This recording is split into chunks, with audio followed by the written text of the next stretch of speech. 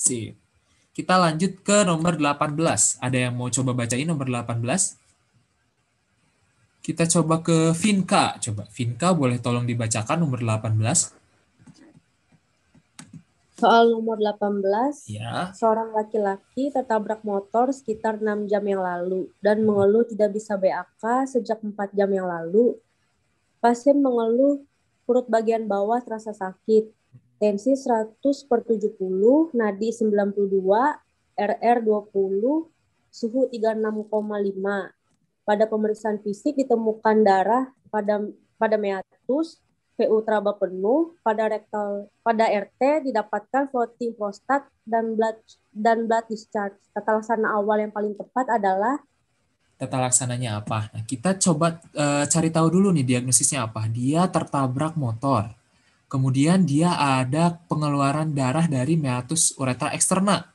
Terus ternyata vesika urinarianya teraba penuh nih teman-teman. Pada rektal tuse didapatkan floating prostat. Kira-kira ini diagnosisnya apa? Boleh chat, tulis di kolom chat. Kira-kira ini trauma apa nih? Kalau ada khas banget nih floating prostat nih. Khas banget pemeriksaan rektal tuse-nya ada floating prostat. Oke. Oke, ada yang udah tahu ya. Joanna sama Laila ruptur uretra posterior. Oke. Diagnosisnya benar ya, ruptur uretra posterior karena khas banget. Kalau ada trauma terus keluar darah dari meatus uretra eksterna, terus pas di rektal tuse ternyata ada floating prostat. Itu benar, ruptur uretra posterior. Nah, tata laksananya apa sih? Oke, kita lihat sama-sama ya. Oke, banyak yang pilih B ya. Fungsi suprapubik. Ada juga yang menjawab resusitasi cairan sama retrograd uretografi. Oke, nah cara membedakan trauma ureter bagian anterior sama posterior apa sih?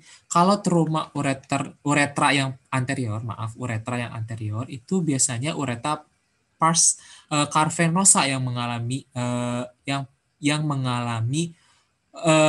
trauma. Kalau misalkan ruptur uretra posterior itu biasanya kalau nggak pars prostatika itu pras membranacea si traumanya di sekitar situ. Makanya kalau misalkan ada trauma di uretra posterior, itu prostatnya juga akan mengalami floating karena dia displacement dari ligamennya.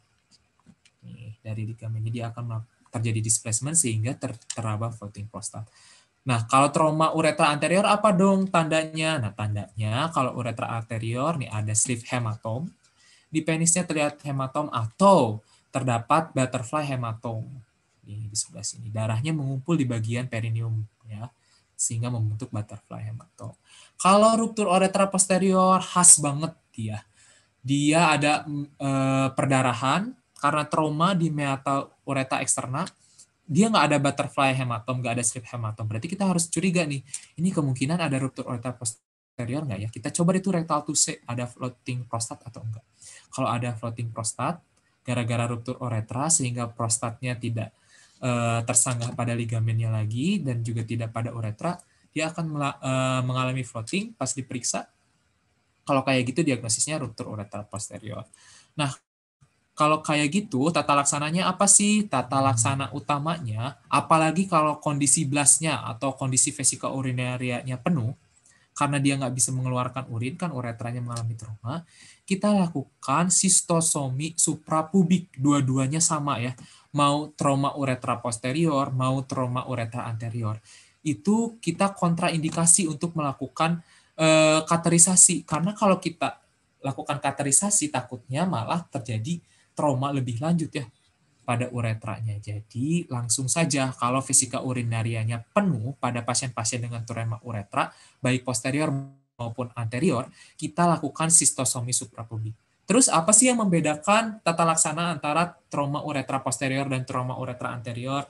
Gampangnya, kalau yang posterior, dia masih boleh delay repair. Jadi repairnya tidak perlu segera. Tapi kalau yang uretra anterior itu harus kita repair segera. Kayak gitu ya.